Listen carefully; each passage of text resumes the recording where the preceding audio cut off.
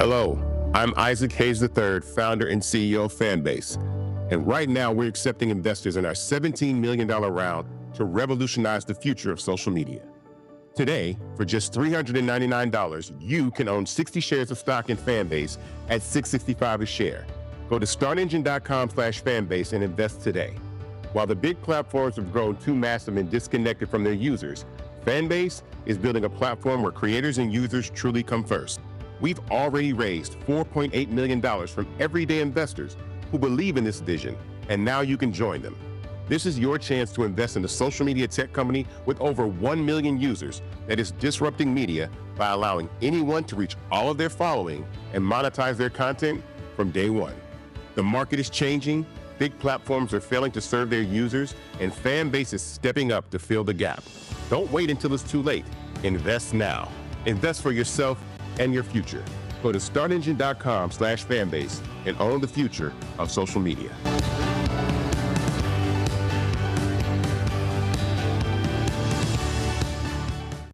Folks, Black Star Network is here.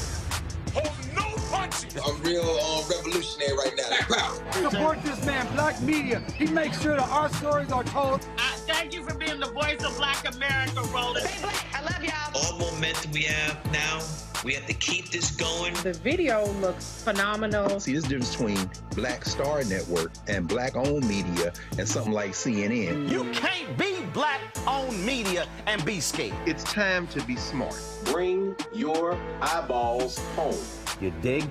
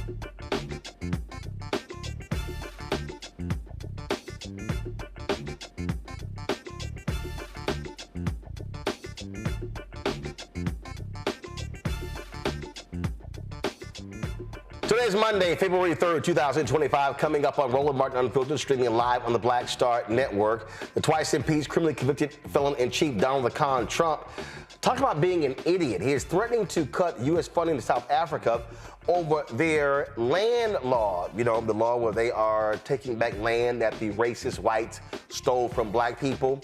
Why all of a sudden does he care about that? Oh, it could be because Elon Musk, you know, apartheid Elon Musk hates that. Speaking of apartheid Elon Musk, He is trying to get rid of the USAID office. Democrats protested that outside of the building today. And why is he doing that? Oh, because the USAID office played a role in ending racist apartheid. Donald Trump, how stupid is he? He announces tariffs against Canada and Mexico. What happens? The stock market today dropped 600 points. Then, he announces it's going to be a 30-day reprieve. Canada and Mexico played this idiot so bad because they told him they're going to do things that they've already announced under President Biden. Y'all, he's an idiot. The new leader of the Democratic National Committee, Ken Martin, promises that the party will undergo major changes after he was elected DNC Chair over the weekend. Plus, Atlanta megachurch partners with the U.S. Black Chamber of Commerce for a 40-day fast that targets Target. We'll show you what Reverend Jamal Bryant had to say at his church on yesterday and talk to Ron Busby, who leads the U.S. Chamber. A Georgia judge has dropped the most serious charges against the former prosecutor who refused to prosecute the 3 white men who killed Ahmaud Arbery. And while Grammy-winning producer Kenneth Babyface Edmonds faced disrespect on the red carpet at the Grammys, from these dumb AP reporters, Beyonce makes history, and she got these country people, these country music fans really upset. They'll get over it. It's time to bring the funk. I'm Roland Martin Unfiltered on the Black Star Network. Let's go. He's got it. Whatever the miss, he's on it. Whatever it is, he's got the scoop, the fact, the find. And when it breaks, he's right on time and it's rolling. Best believe he's knowing. Putting it down from sports to news to politics. With entertainment just for kicks, he's rolling. It's on go, roll, roll, y'all. It's Roland Martin.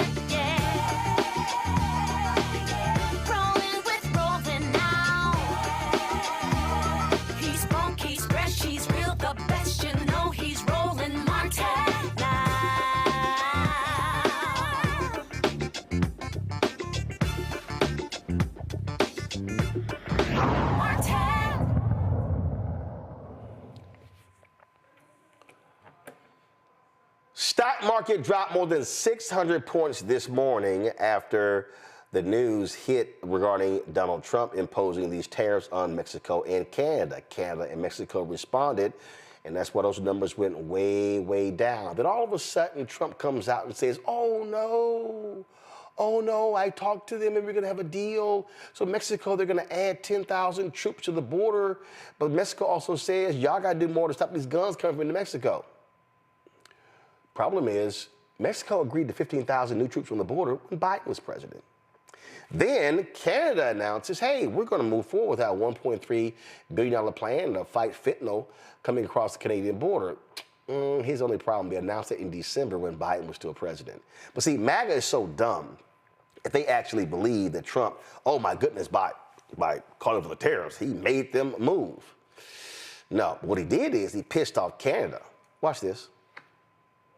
We are here this morning, my friends, as an unlikely group with leaders from across the political spectrum who've come together with cultural leaders, artists, academics, athletes, labor activists, and Indigenous militant activists. We represent the incredible regions of our beautiful country, and we are here for one reason. Our nation, our beloved Canada, is under threat. It is an economic threat, but it's also a threat to our values of decency and inclusion. It's a threat to our sovereignty and our very future as a nation. The threat comes, of course, from the President of the United States, a convicted felon and known predator. He's threatening massive tariffs to try and break us as a people. But the threat is also being driven by the hate algorithms of the oligarchs like Elon Musk.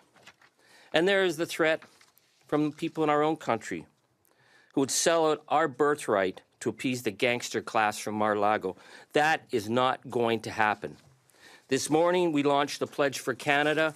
We have signatories from across the cultural and political spectrum. We are asking Canadians to join and sign on today.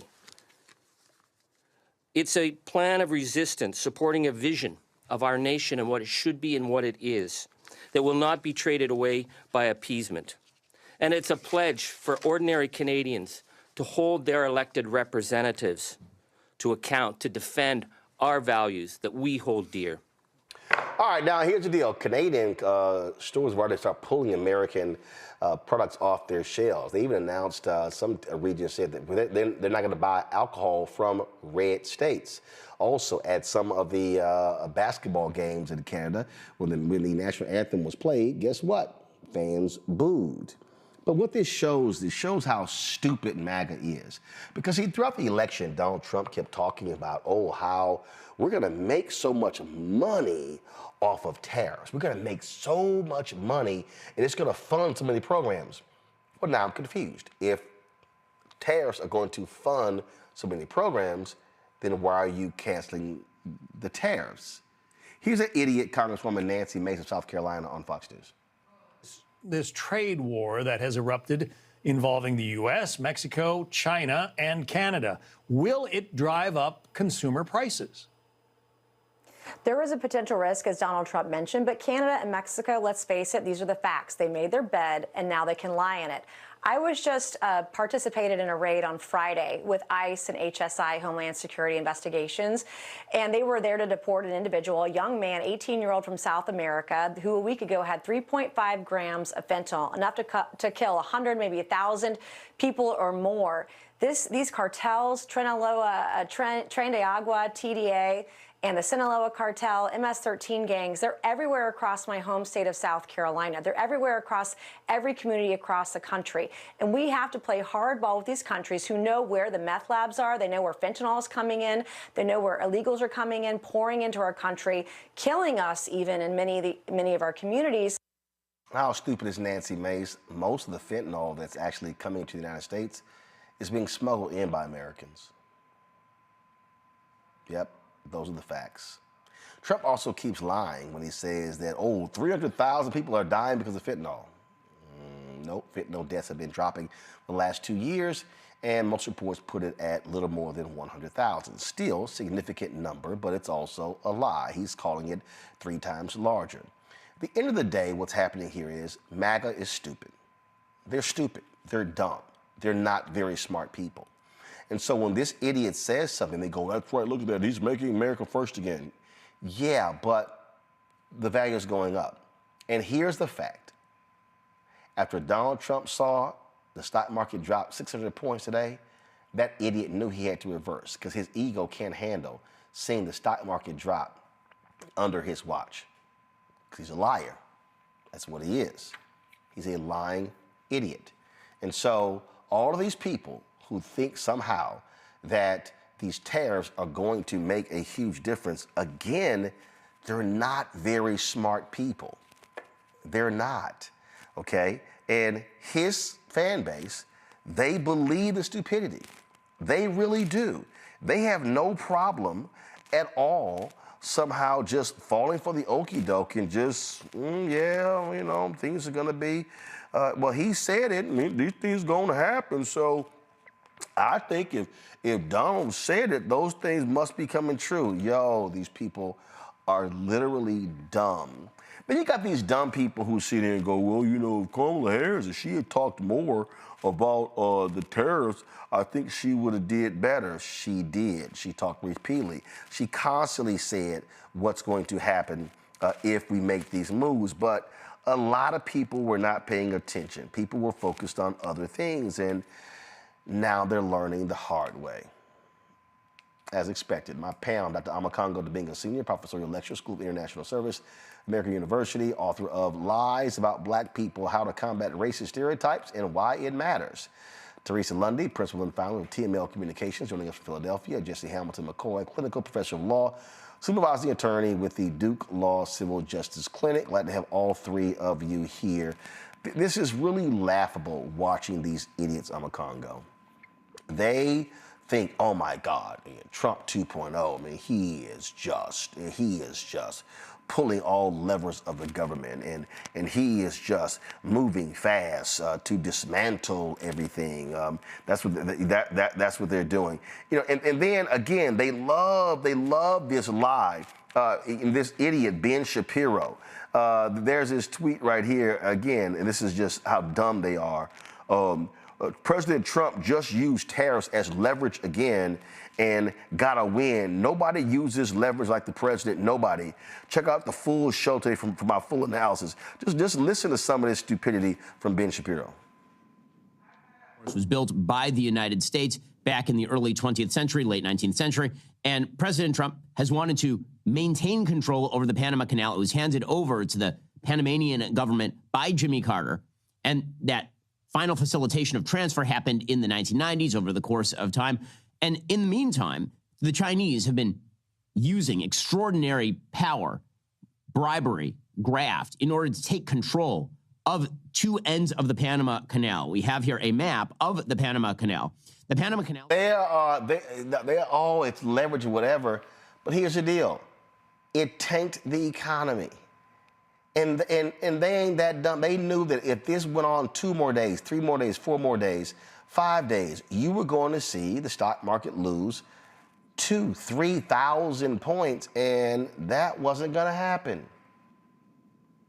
And this is going to be the case for the next 4 years. And it's like, buckle up, America, because the fact of the matter is, it's like, even if this was a victory, which of course is not for all of the reasons you mentioned, the fact of the matter is that Americans are going to be in a perpetual state of potential panic every 30 days. You saw that, unions, farmers groups, and all of these organizations were contacting the Trump administration saying, don't do this, it's going to hurt us. People start preparing for that. You see people like Senator Chuck Grassley asking for an exemption from his state, because of what was about to happen. So what's his name? Mitch McConnell on 60 Minutes talking about it's going to be a problem. And so now everybody gets tense, everybody gets nervous, and then it's like, 30-day pause. There's real stress that comes with this. There's real preparation that families have to start making, that companies have to start making.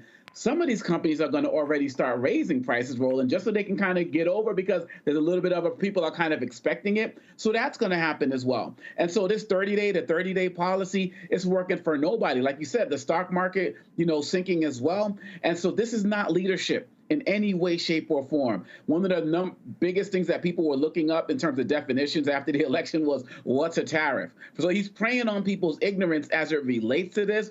Our economy is going to tank because of this.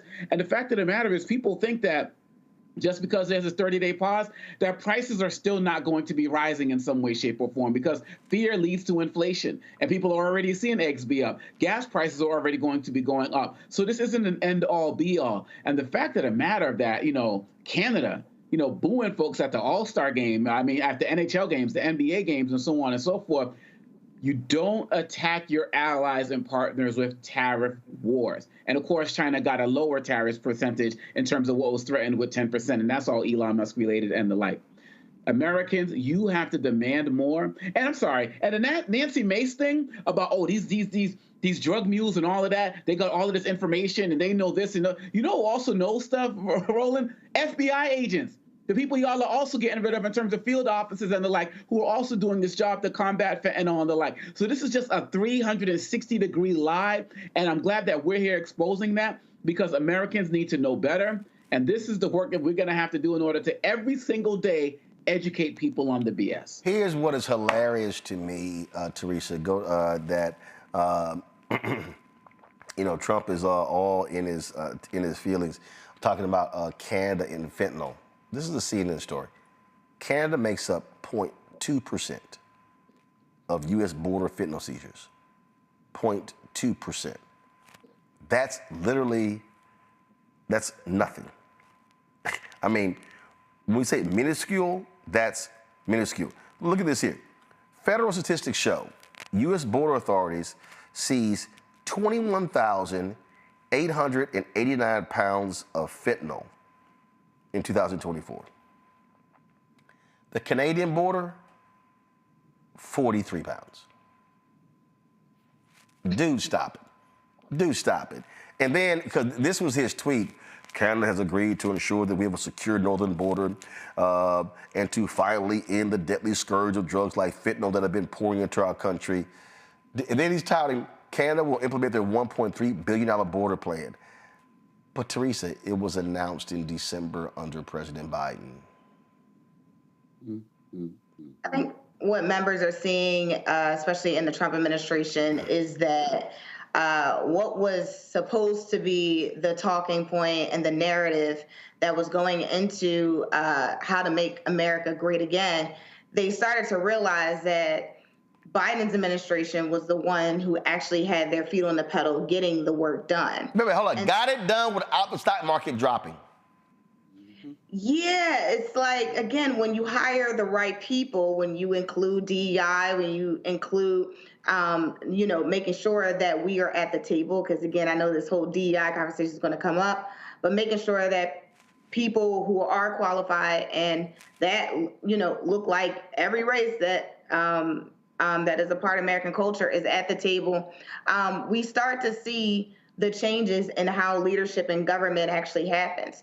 So when Trump's team is, literally making these announcements, that's because they know people aren't really reading. And so, I kind of have to go back to our White House, what is her name? Press secretary, I forget her name, but the one who opened up the floodgates for, we're opening up the media outlets to every single person. And that's because they know that the credited media that is not doing misinformation is the one that's actually going to give you some of the numbers and the facts that people actually need to govern their lives and know what's going on in the world. Not the ones who, okay, that's the fact, I'm not going to fact check it, I'm not going to check any stats, I'm not going to get any witnesses, I'm not going to talk to anybody who actually knows what's going on, and we're just going to put it out. And so it makes it very hard for people when they're trying to get some of this news about what's going on in the White House and what's going on in the country to really try to figure out the best way of moving, in the right direction. This is the one that I really crack up laughing the most here, Jesse. Go to my iPad. So Trump's like, yes, Mexico's going to be adding 10,000 troops to the border. Well, they added 15,000 under Biden, and he didn't have to threaten it with tariffs. But again, this is what real negotiation is like. But again, MAGA is so dumb, they actually think he accomplished something when he didn't. Very much so. And I think one of the things that we've consistently seen with both Trump administrations at this point is the focus on how he brands the things that he is trying to do.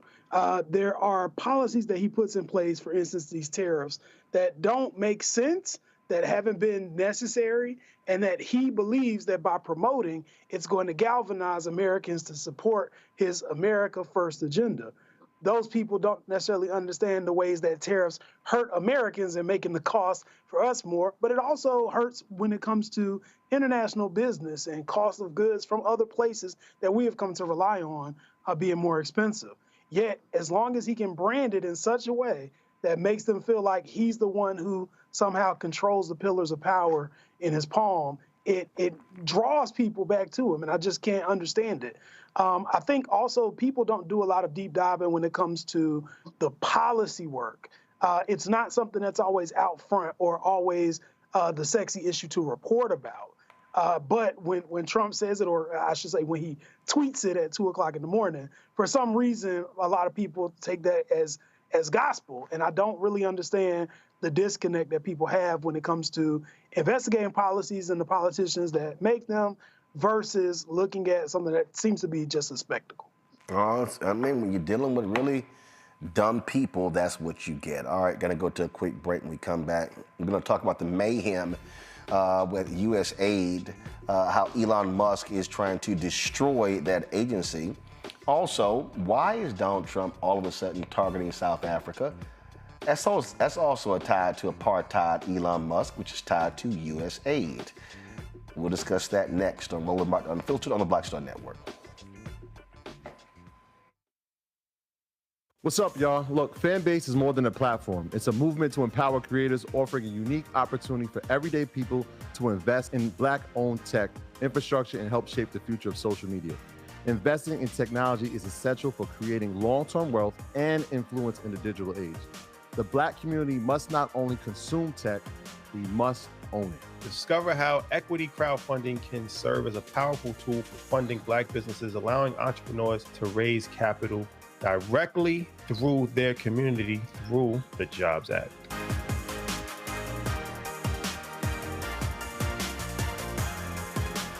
good. Roland Martin is willing to give me the blueprint.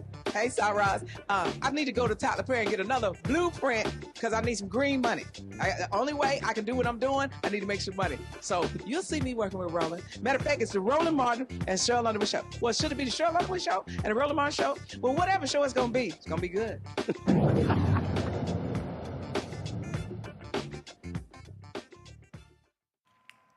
All right, folks, a huge battle is taking place right now in the federal government regarding the USAID agency. Now, what is that? That is an agency created by Congress to provide billions of dollars to various countries for a variety of reasons. Well, Elon Musk and his minions, they have been targeting USAID. They were able to access their offices, lock out employees, and shut down grants that have been going out. This has caused significant mayhem across the country. Democrats held a news conference today outside of the USAID office where they talked about what's going on here and how literally a coup is underway in this country. Here's Congresswoman Ilhan Omar. It is really, really a sad day in America. We are witnessing a constitutional crisis. We talked about Trump wanting to be a dictator on day one, and here we are. This is what the beginning of dictatorship looks like. When you gut the Constitution and you install yourself as the sole power, that is how dictators are made. What Trump and Elon and all of their cronies are trying to do is take away the constitutional power of Congress. We get to decide. We have the power of the purse. We get to decide where money is allocated, and it's the executive's power to make sure that that money gets to where it needs to get. When we talk about civil servants being let go, what we are talking about is not saving money. It's essentially saying they can get paid while they're home and their work doesn't get done on behalf of the American people. It is us, taxpayers, who are being ripped off. It is us, taxpayers, who are not getting the resources that we paid into. So I ask the American people, do you want people at home and getting a paycheck and not providing services to you? The answer is no. Do you want the executive making the only decisions in this country, or do you want the elected representatives that you sent to Washington making those policies?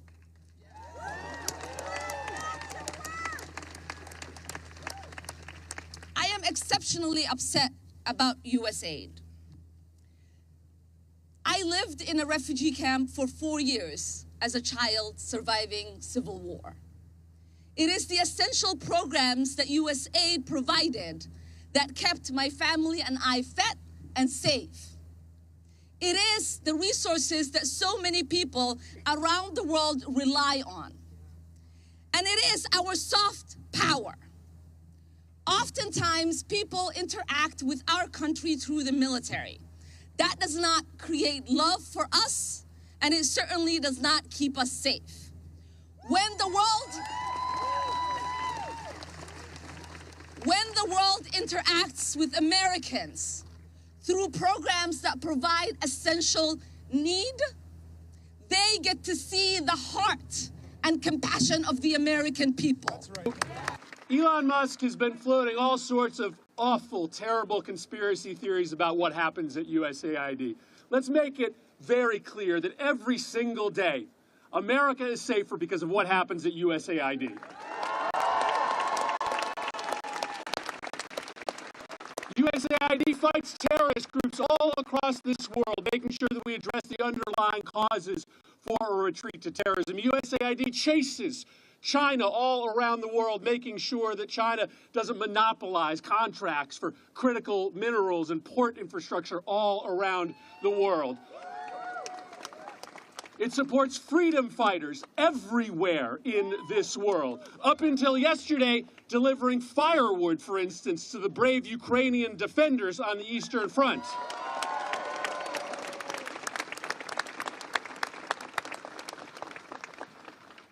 But let's not pull any punches about why this is happening. Elon Musk makes billions of dollars based off of his business with China. And China is cheering at this action today. Now you might ask, USAID, why is this such a big deal? Well, Elon Musk has called this an evil agency that needs to be shut down, loads of corruption. Russia also hates the USAID agency. So now all of a sudden, Trump then, out of the blue, starts attacking South Africa and bringing this up. Now you may say, well, wait a minute, like where is this coming from? This is this idiot on Fox News. That you were going to cut aid from South Africa. Will you plan to cut aid across other African nations, and why South Africa? No, it's only South Africa. Terrible things are happening in South Africa. The leadership is doing some terrible things, horrible things. So that's under investigation right now. We'll make a determination. And until such time as we find out what South Africa is doing, they're taking away land, they're confiscating land, and actually they're doing things that are perhaps far worse than that. So now you might be saying, I don't understand what's going on here. Like, what's the connection here? What is the big deal? Why all of a sudden is Donald Trump weighing in on South Africa? Do y'all have the video of the South African president responding? We have that? All right, so first of all, this is the dumb tweet Donald Trump put out. Pull the tweet up, please. Pull the tweet up. Pull that tweet back up. Come on. His tweet on South Africa. His tweet of South Africa. Pull it up. Thank you. Pull it up. South Africa is confiscating land and treating certain classes of people very badly. It is a bad situation the radical left media doesn't want to so much as mention. A massive human rights violation at a minimum is happening for all to see. The United States won't stand for it. We will act. Also, I'll be cutting off all future funding to South Africa until a full investigation of the situation has been completed. And I'll help you out. Let me help y'all out. We're going to play for you in a second the South African president responding. This was interesting. Y'all know that 3 of the biggest billionaires supporting Donald Trump all come from apartheid South Africa? Elon Musk, Peter Thiel, David Sachs. All three, white men, South Africans. So all of a sudden, this is a major deal. Elon Musk has been showing you his racist views, how he has been supporting right-wing efforts in Germany, telling the Germans, y'all focus too much on the past. You should really be focusing on the future. But he's focused on the past, dealing with South Africa, because he can't stand the fact that USAID played a role in ending racial apartheid. I'll cover that in a second. But here's the response of the South African president. This issue that Donald Trump fears so much, we offer this question of the land. I don't know what Donald Trump has to do with South African land, because he's never been here. And he must keep his America, we will keep our South Africa. That is what he must do. South Africa is our land. South Africa belongs to all the people who live here in South Africa. It does not belong to Donald Trump. He can keep his America. And Ene is even worse. He's even worse. When I meet him, I will tell him. I will say, you, Donald Trump, you are even worse, because your forebears came to America. They found the native, the indigenous Americans. They wiped them out. They killed nearly all of them. Rine, we are living as a nation, and black and white, we are going to find solutions for our land question. So Donald Trump must leave us alone. He must leave us alone, Bauri. When we were facing apartheid, when we were facing oppression, he was not here. He did not fight side by side with us. And we were able, on our own, yes, with support of progressive forces in the world, to resolve the apartheid question. As far as I recall, Donald Trump was not around the negotiating table when we negotiated the end of apartheid. So stick around there in the White House.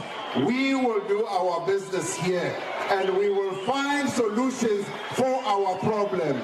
So stay out of our issues, and we will not get involved in your issues in America. You have your own problems. Leave us alone. So President Cyril Ramaphosa, go to my iPad. He issued a statement saying, first of all, they're not seizing land. He said that the law recently signed on land expropriation struck a careful balance between using land for public good and protecting private property rights. That's what he said. And so, now remember, Trump also raised this issue the first time he was there by saying that they were seizing the land from white South Africans and it was rife. Well, it was a lie being pushed by right-wing groups in South Africa. So that's what you're dealing with. All this is important because, again, all these things are tied. Elon Musk hating on USAID is because of the role that they played in ending apartheid. And that just drives him crazy. This story here lays it out. Give me a second, I'll pull it up. It says, USAID fought apartheid, Musk is trying to kill it. That is really important because you have to understand history, y'all. You have to understand history and what is going on. So in order to realize this, he can't stand the fact of what happened to white rule in South Africa. And now he's trying to seek justice. Melvin Foote is the president of the Constituency for Africa. He has been involved in African relations for more than 4 decades. Glad to have you back on the show, Melvin. There is no doubt, Melvin, that these attacks on USAID by Elon Musk is because of retribution for the role they played during apartheid in South Africa. And for Trump trying to stick his nose in the business of South Africa is utterly ridiculous when it is a black-dominated country, but the reality is far more than a supermajority of the land owned in that country is still owned by racist white folks. Well, nothing to argue with you there. Your facts are correct. Absolutely, this is tied to Elon Musk, and Trump really doesn't know what's going on in Africa. Period. He goes bombs Somalia this week. Who told him to do that? And he's just killing some black folks, no problem. And certainly the South Africa situation is something he doesn't know anything about. But yet he's going to make these hard decisions about the economy of the South Africans and the United States. Very shocking and very disappointing, to say the least. By the way, I was at the rally today at USAID. Explain to people exactly what USAID does. Well, USAID is the foreign policy side of the U.S. government. Their job is basically to dispense aid and to help address a myriad of health problems, agriculture projects, water projects around the world. So they're the soft side of the U.S. government. You got the military on the one side, you got diplomacy on another side, and then you got the USAID in the middle that's providing food, providing hard to get HIV/AIDS drugs to people who need them. They're helping build water wells and that kind of thing. Now, I'm not perfectly 100% supportive of USAID myself. We're actually lobbying them to get more black businesses involved and to make sure the diaspora here is involved in implementing USAID programs. So part of my job is to lobby even USAID, but to try to totally eliminate it without any regard to what's going on in Sudan, without any regard to what's happening with HIV/AIDS patients, what's happening with Ebola, these sorts of things, without any consideration for that is totally irresponsible, and it certainly doesn't reflect well on the United States. What people need to understand what is going on here, I mean, there's a coup that is taking place in terms of what Elon Musk is doing. Donald Trump is allowing him to do it because Elon, frankly, gave his campaign $300 million and helped him win. And what you have here is you have the settling of scores. However, as it relates to South Africa, who the hell is the United States to tell South Africa about land confiscation when they are still dealing with the economic calamities, economic fallout of racist apartheid, where a minority of whites controlled everything in that country, and they subjugated black people. They subjugated those black South Africans to a desolate life. Yeah. The same thing is true of the tariffs in Canada and Mexico. I'm going to Canada on Thursday to Toronto, and I'm sure it's an Africa policy conference, but I'm sure the question is, what the heck is going on in the United States? I mean, you know, you call yourself punishing your ally, your neighbor, when in fact that's going to blow back and raise our own prices here. It's going to punish the American people. So you ask yourself why he do these things, and I'm thinking that it's more as individuals making decisions. They're going to make money off of it, and so he'll go along with it because you make campaign contributions. And it's a very, very scary time for us here in this country. There's talks of dictatorship. There's talks of fascism. You know, we wasn't around then, but maybe we're seeing it in real time as we talk. Obviously, if you are South Africa or any African nation, and then you receive aid from the United States, you have to be worried about the insanity that's emanating from 1600 Pennsylvania Avenue. Yeah, you're concerned. I got calls from Liberia today. I'm getting calls from the different ambassadors who really want to know what is going on, because some of these countries in real time are figuring it out. This is going to devastate our economy.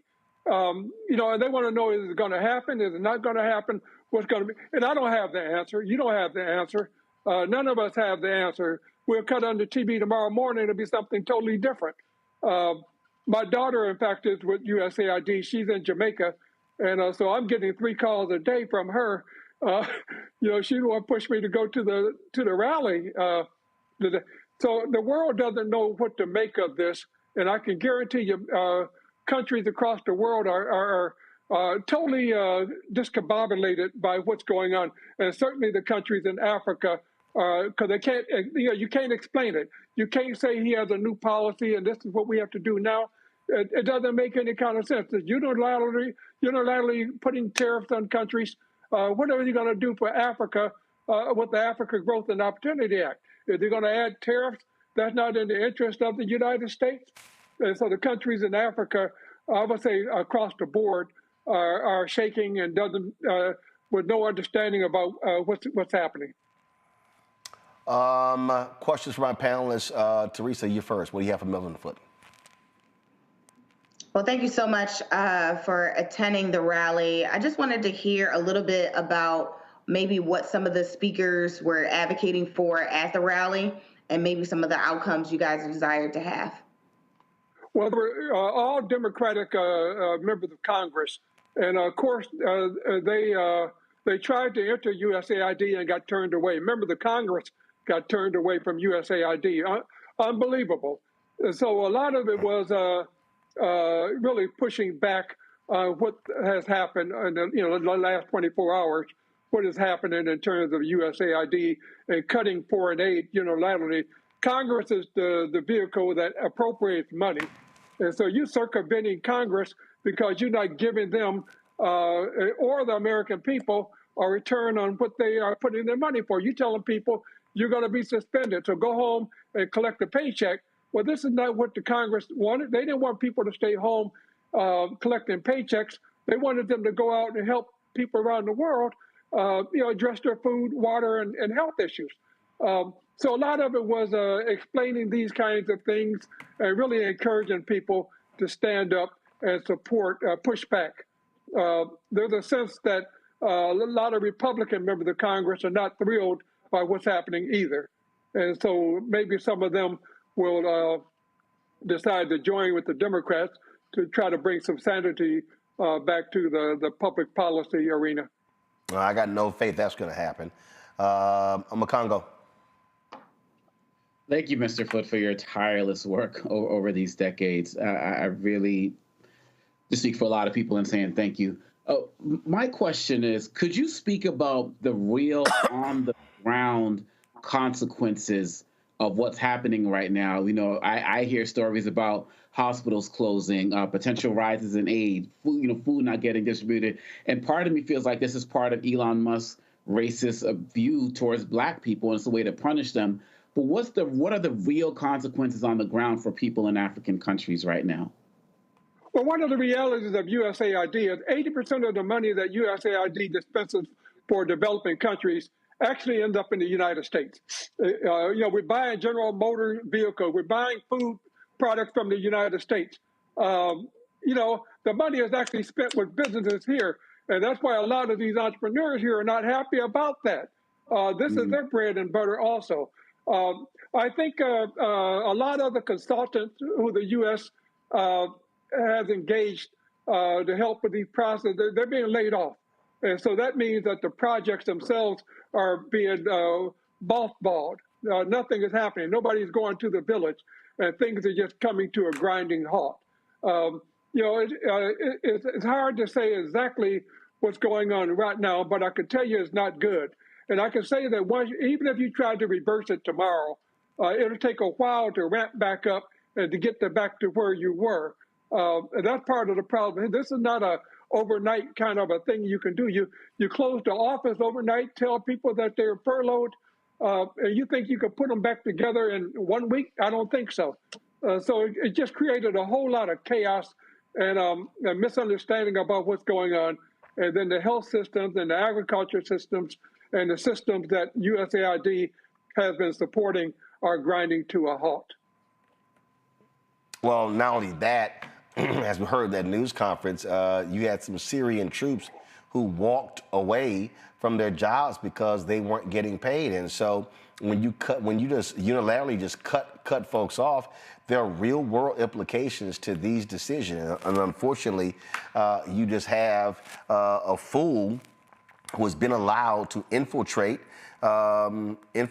so many parts of this economy. And he's just making rash decisions, not thinking, and he's got a band of 18 to 24-year-olds who are leading the effort, doing whatever the hell is it that they want to do. And so that's the problem that we have. Jesse, your question. So I understand that this is part of Elon Musk's bigger strategy. And with him and this Department of Government Efficiency, I have serious concerns about security and just some of the access to information that he has from this control over USAID. Was there any discussion had during the demonstration today about potential court action? And are we optimistic about anything that the court's going to do? There was talk about court action. There's apparently something going through the court right now. They're looking at some lawsuits and that kind of thing. But what Trump has basically corrupted the court system. So we saw what happened with the Supreme Court. How much faith do we have in the court system? And he's trying to set up a paradigm where he can move USAID under Mark Rubio has been named the acting director of USAID in addition to his portfolio as Secretary of State to give it some cover. But, you got other people who are going to talk about what's going to happen. One of the tragedies of all this is that our so-called enemies, China, Russia, and the Arab countries and so forth, they're having a field day because of this stupidity. And if we think we got problems now, the problems are going to mount years to come. And we're dependent on the African resources like the rest of the world, the lithium, the cobalt, the coltan, and all this other stuff. But we're dependent on it as these other countries are. And I think we're just handing them a silver spoon in these negotiations. We're really hurting ourselves. And I think that you're going to see Africans, rather than to come to the United States to go to school where they feel like they're going to get all kinds of problems, maybe they go to Beijing. Maybe they go to Moscow. I think in the long term, we're doing some irreparable harm with this policy. All right, then, Melvin Foote, we appreciate it, man. There's lots of us to be focused on. Thanks a lot. Thank you, Roland. Keep up the good work. Appreciate it. Thank you very much. All right, folks, we come back. We're going to talk about Donald Trump hiring an unrepentant racist in his administration. I'm sorry, he hired him the last time. And now he's going to be serving in a major position of public diplomacy in the State Department. And why is the ADL deleting their press release slamming this racist? Oh, I got lots to talk about when we come back on Roland Martin Unfiltered on the Black Star Network. Don't forget, folks, support the work that we do. Join our Bring the Funk fan club. The goal is to get 20,000 of our fans contributing on average $50 each a year. That comes out to $4.19 a month, 13 cents a day. You want to support us via a Cash App, give to us via the Stripe app. QR code is right there. You can also, of course, go to blackstarnetwork.com for that QR code. Check your money order to P.O. Box 57196, Washington, D.C., 2003 7-0196. PayPal is R Martin Unfiltered. Venmo is RM Unfiltered. Zelle, Roland at RolandSMartin.com. Roland at RolandMartinUnfiltered.com. We'll be right back. Hello, I'm Isaac Hayes III, founder and CEO of Fanbase. And right now, we're accepting investors in our $17 million round to revolutionize the future of social media. Today, for just $399, you can own 60 shares of stock in Fanbase at $665 a share. Go to startengine.com/fanbase and invest today. While the big platforms have grown too massive and disconnected from their users, Fanbase is building a platform where creators and users truly come first. We've already raised $4.8 million from everyday investors who believe in this vision, and now you can join them. This is your chance to invest in a social media tech company with over 1 million users that is disrupting media by allowing anyone to reach all of their following and monetize their content from day one. The market is changing, big platforms are failing to serve their users, and Fanbase is stepping up to fill the gap. Don't wait until it's too late. Invest now. Invest for yourself and your future. Go to startengine.com/fanbase and own the future of social media.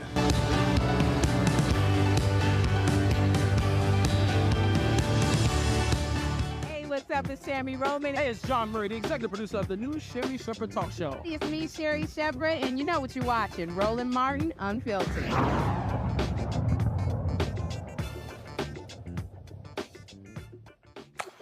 Well, folks, that was this racist named Darren J. Beatty, who was fired in the first go-around as a speechwriter for Donald Trump because of him being a racist, attending white supremacist conference, and the views that he espoused. Well, guess what? He's back.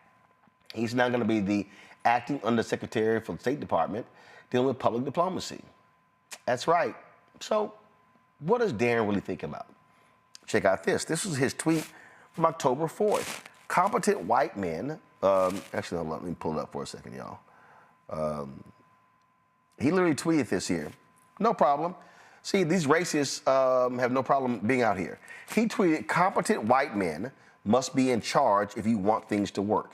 Unfortunately, our entire national ideology is predicated on coddling the feelings of women and minorities and demoralizing competent white men. That's a real tweet. In addition to that, he had more to say on this here. He said, I don't know about you, but I think that we've heard enough complaining from women and minorities. The entire purpose of this nation is to coddle the feelings of women and minorities, agonizing to think of what could be possible if such undignified and lowbrow nannyism were abandoned. Yep. How about the public diplomacy when it comes to that? And he had tweeted this on January 6th, y'all, 2021. Tim Scott needs to learn his place and take a knee to MAGA. Ibrahim Kendi needs to learn his place and take a knee to MAGA, learn his proper role in our society. BLM must take a knee to MAGA. They must learn their place. K. Cole James of the Heritage Foundation, the first black CEO of the Heritage Foundation, needs to learn her natural place and take a knee to MAGA. That's what he said. Now, the ADL had, this was the initial statement. For a while there, they had deleted this. but they had posted this. This was when the first go around. It is downright shocking that the White House has appointed Darren Beatty, who once attended an event with white supremacists and participated in a panel discussion with white nationalist Peter Brimlow, to serve as a member of a commission specifically created to help preserve the memory of Jewish victims of Nazi atrocities during the Holocaust. Beatty spoke at a conference of the racist and extremist H.O. Mencken Club, where he participated in a discussion with Brimlow, the creator of the racist and anti-immigrant website VDare. As we have said before, there's no place in any presidential administration or government commission for an individual who would attend and participate in such well-known racist events. Now, again, that was last time, but check this out. So the ADL also posted this on their Twitter feed. Dan Beatty has no place in a role representing American values abroad as acting under Secretary of State for Public Diplomacy and Public Affairs. Throughout the years, Beatty has participated in several conversations and events organized by notorious racists, anti-Semites, and white supremacists, and has continuously promoted an array of conspiracy theories, including those related to the January 6th insurrection and the Great Replacement theory, embraced by anti-Semites and white supremacists. It's no shock who they are, Jesse, because guess what? Trump has said it's good. It's no problem to be a racist. You are more than welcome in my administration. You're on mute. You're on mute. There you go. Go ahead. The hard part is it's kind of difficult to convince people otherwise, because he's been racist. Like he last time when we went through the same thing with him and Steve Bannon, and now I guess he's got his new person. I think the concern here is for the folks in our nation who don't see it. And I'm not quite sure what to make of that. It sounds like this person, obviously has his strong-held beliefs and views, and he's entitled to believe whatever he wants to believe. But it seems very, very shocking that he would be able to get a position with access to any sort of policy that has to deal with everybody. Because now remember, he was fired before. Correct. Once it was exposed, he went to the conferences. He's since tweeted these racist views, and they're like, we're good. Come on in.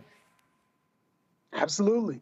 We know that this is what this administration is wanting to do and say, and how this administration feels. And while people still somehow find ways to support and do all kinds of mental gymnastics to get around it, I think that proof is that birds of a feather are flocking together. He told you what he is. He's been fired. He's been brought back. There's something about him that this administration values. They love racists. They got no problem with these bigots, Amakongo. It's who they are. Like attracts like. And really, at the end of the day, the fact that they continue to just peel it all off to let everybody know where folks at. People still too busy dealing with tariffs and USAID and all that, and they think that these types of nominations are going to sweep under, the rug. But I'm glad that ADL spoke up about this. I mean, I think the man is also Jewish, as far as if I can recall. When Biden came in, he removed him from a committee that was looking over various sites, relating to the Holocaust and the like. But the question is, even when we talk about USAID and other things, people talk about what are the Democrats going to do? What are Democrats going to do? What are the Republicans doing about any of this stuff, right? They're in the majority, of all of these spaces and places, and they're not calling this out. And so as many people try to put pressure on what the Democrats need to do, are they having press conferences and the like, Republicans need to be calling this out as well. And if they're not, we need to be calling them out as supporting a racist administration, because you can't say you're not supporting a racist administration that's literally hiring racists, open racists, and putting them in their department. So this is the time where if we're going to talk about like attracts like, we got to blanket it all together. And to not do that is going to be really problematic going forward. We got new DNC officers and so on and so forth. Are they talking about this? Are they calling this out? Are they drafting press releases about this? Document all of these. Pull this segment from the Black Star Network. Do whatever it takes to let people know that for y'all who don't want to talk about race, they want to talk, you don't want to talk DEI and so on and so forth. The guy is actually putting outright racist in. Guys like Stuart Rhodes are allowed back in D.C. again. It is nonstop with them. This part is racist. Call it out and be clear about that. I think, Teresa, from a communication strategy, I think the Democrats' response so far has been underwhelming. It's nice. I would say atrocious. Thank goodness they finally organized that news conference today in front of the USAID office that was long overdue. Brian Schatz, who's a U.S. Senator from Hawaii, has announced that until they restore the office, he is going to stop every State Department nominee that comes up from the Trump administration. Good. That needs to happen. When I look at what's happening, the direct file program that that allows for taxpayers to bypass TurboTax or all these other different companies out here, that effort will save taxpayers some $11 billion. Well, Elon Musk is gloating how he's gotten rid of it. And so if you're a working class person, okay, any parts of the country, rural city, what the hell? Why would you get rid of that program? And so they have to be a lot more vocal. And this is where, hey, you don't control the House or the Senate. You use every lever. You stop appointments. You shut everything down. You file lawsuits. You go have a news conference every single day in front of a federal agency. That to me, from a comm standpoint, is how they need to be responding. You're absolutely right. As we look at some of our higher national organizations from the NAACP, Urban League, and the like, we should be telling them and asking them, where is the outrage? I think the most energy I saw in the last 4 years was when we were trying to get Harris into the White House. And if only, we can keep that same energy, keep the same fundraising apparatus at a very high level, making sure that we're still hitting neighborhoods, making sure that the talking points are running. With all these new media outlets, there is opportunity to let people know about what's happening in the Trump White House. So the communication strategy, Roland, as you stated, needs to be clear. We need to keep hitting doors. We need to be doing press conferences. We need to be hitting every station. We need to be hitting every outlet, but also asking our leading organizations who are getting tons of money from philanthropy organizations and also corporations and also everyday people who support the mission to make sure that we are making our voice heard, but also let's actually put a plan around it. And I'm hoping, especially with the new DNC chair and other statewide elected offices that are happening between now and next year, that we'll start to see I just got tongue-tied. We'll happen to see that happen quite quickly. Congressman Hakeem Jeffries, Democratic Minority Leader, released this 9-point plan. Go to my iPad, where he talked about challenging the Republicans on what he called the effort to steal taxpayer money from the American people. Legislation will be introduced shortly to prevent unlawful access to the Department of Treasury. He talked about in a partnership with the Democratic Policy and Communications Committee, continue to highlight Republican policies that raise the already high cost of living. Judiciary and Oversight Committee Democrats will detail for the caucus the ongoing anticipated litigation efforts to combat several of the unlawful executive actions. Also, he talked about here where what the whip will be doing. Peter Aguilar of the Immigration Working Group, House Appropriation Committee Democrats, what they will continue to do, and on and on and on.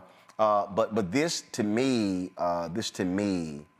Omokongo, has to be a very aggressive public situation. You must be, like, for instance, they shut down rural.gov. People in rural America don't have access to information. They should be putting a face on every single one of these actions. The face of these actions should not be Democrats in D.C. complaining. It should be regular, ordinary people who are being affected by these corrupt, evil changes.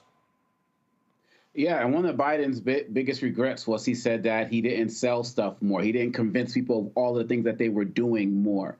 Democrats can't make that mistake right now. You talked about this before. They shouldn't do a single thing without someone talking about how they benefited from student loans, during the campaign. They have to do that now. One of the segments on Black Star Network I haven't watched yet was your clip about how Democrats make the mistake of not going in front of, independent media enough. There are no. Have they pulled any stories from their federal loan cancellation or federal programs that Trump tried to cancel when so many people were concerned about Medicaid and Medicare and all of these other issues? Are they pulling those stories? You know, are they letting those people talk? I was very surprised, quite honestly, the way that, you know, Representative Ilhan Omar, who we all respect, you know, was prominently featured in that press conference, because the Democratic Party over the election were trying to silence voices like her and Rashida Tlaib, in my opinion. So let those voices out. You know, with Kenyatta and Hogg out there as well, who know new media platforms, they have an opportunity. Trump in 14 or 15 days has given them so much fodder. But my concern, Roland, is that he's throwing so much at them that, you know, by the time they get on one step, he's on to step 2, 3, and 4. That's why they need to have a multifaceted team. They need to have a rapid response media team taking advantage of all the social media platforms, because I refuse to believe that these folks in rural America can't be reached because they only watch Fox and so on and so forth. They care about their bills. They care about their electricity, their water, their eggs, and machinery, just like everybody else. And they will listen if they actually find somebody who they believe represents their interests. And so Democrats have to do this. It hasn't even been a month, Roland. They should be seizing on this right now. They don't have a minute to waste. Here's what's crazy here, Jesse. Go to my iPad. Let me give him 1 second. Let me pull this up. Elon Musk touted firing the group that led the direct file. And one of these tech bros put out 18F, the far left government-wide computer office that was recently taken over by the allies of Elon Musk. It's also the same agency that built Elizabeth Warren's direct file tax program. Okay, now they're complaining that direct file was unconstitutional and was wrong. Okay, here's a story right here that says it helped people file their taxes simple. Had a 76% approval rating for registered voters. The direct file tool was highest among tax filers who earn less than $50,000, 77%. Tax filers between 18 and 34, 81%. Black tax filers, 80%. After a right-wing influencer with 942,000 followers called out the direct file tax program as a far-left government-wide computer office created by Elizabeth Warren, Musk responded simply, that group has been deleted. To me, this is where, if you're a Democrat, I am finding me some broke white people from red states who use direct file. That's what I'm doing, and I'm not even sitting here waiting. I'm gonna sit here and say, yo, we're gonna flood them. We're gonna have hearings in the field. This is where you have to be winning the information war. Absolutely. And I think one of the problems that we've been having consistently is the inability for Democratic Party to keep up with these trends so that they are on top of the social media presence, on top of generating stories for people who are actually impacted, because we already know what the other side is going to do. The other side is always going to brand it to their benefit. And much like my esteemed colleague said, the more that they're able to throw before the Democrats can even get organized to try to deal with some of the problems that we're having coming on board, the harder and harder it's going to be, and the further and further behind we're going to get in trying to deal with those issues. I think one of the concerns also is, I think in reading the statistics that you just read, it tells you exactly why Elon Musk is trying to get rid of it and why the administration is going to support what Elon Musk is trying to do. So I think I agree with you. Yes, we want to have also the face of white Americans who are impacted, but I think we can't navigate around the fact that, yet again, this is another example of a racist policy or something being done that is race-based to impact the group of people who have been most loyal to the party. And I think they owe it to us to make sure that they are fighting these battles, not just, in assemblies, but publicly through every process that they have at their fingertips. Absolutely. You have to use every lever possible. All right, y'all, quick break. We come back. We're going to talk about Target. It's called for boycotts, and how one Atlanta preacher is saying he's calling for a moral call for a fast, a Target fast. I will explain when we come back on Roland Martin Unfiltered on the Black Star Network. What's up, y'all? Look, Fanbase is more than a platform. It's a movement to empower creators, offering a unique opportunity for everyday people to invest in Black-owned tech, infrastructure, and help shape the future of social media. Investing in technology is essential for creating long-term wealth and influence in the digital age. The Black community must not only consume tech, we must own it. Discover how equity crowdfunding can serve as a powerful tool for funding Black businesses, allowing entrepreneurs to raise capital directly through their community through the Jobs Act.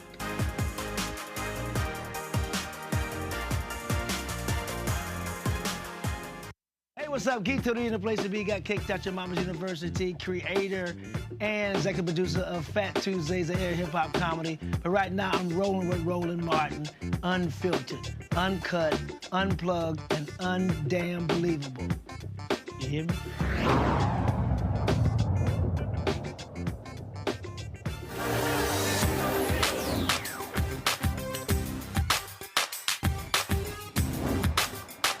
Been frozen out.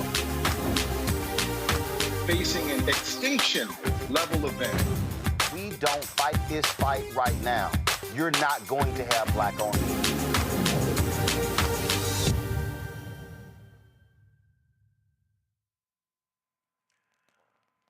Well, the folks at We Are Somebody, go by the Strike for All on social media, started their boycott of Target on Saturday. We had, of course, Anina Turner. This is her organization. Had her on the show on Friday. But on Sunday at New Birth Missionary Baptist Church in Atlanta, Reverend Jamal Bryant unveiled the religious leaders' response to economic empowerment. So listen to what he announced yesterday at church. Calling the conscientious Christian community all over this country, the conscientious Christian community all over this country, I am calling for a 40-day fast from Target.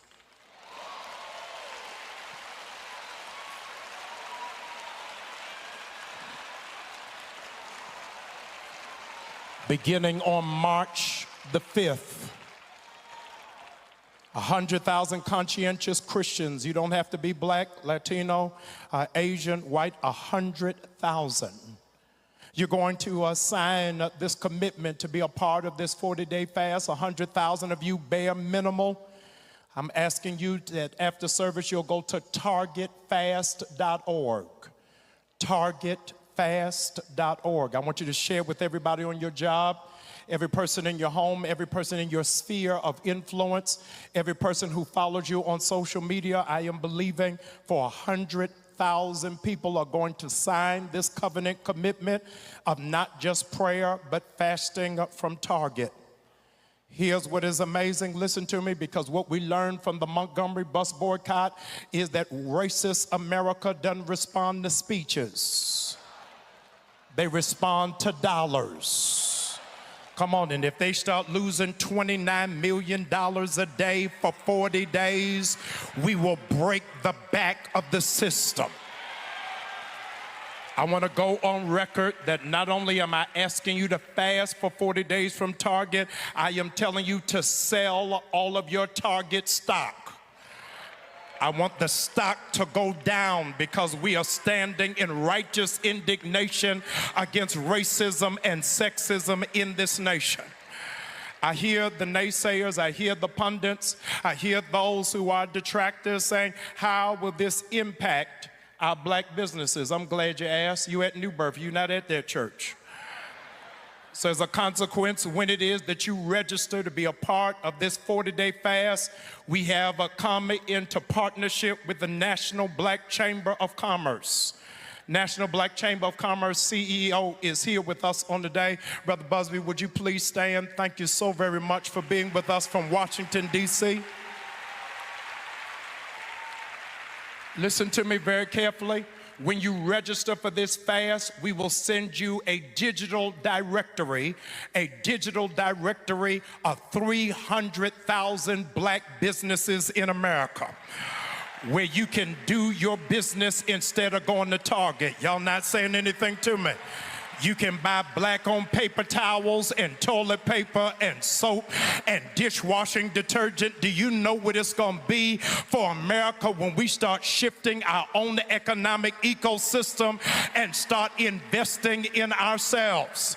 Let me further say to all of the black vendors who presently have products in Target, we are not starting for 30 days because I want you to have enough time to shift all of your product digitally so that the community will be able to support you, your business will not fail, and your family will not suffer.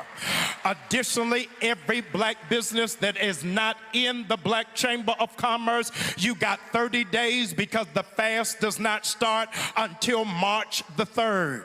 I need Target to be on a full alert because we are operating in decency and in order. We are operating in decency and in order. We are operating in decency and in order. I'm going to say it again. We're operating in decency and in order. I'm saying this before they got a new FBI chief that calls us a terrorist organization.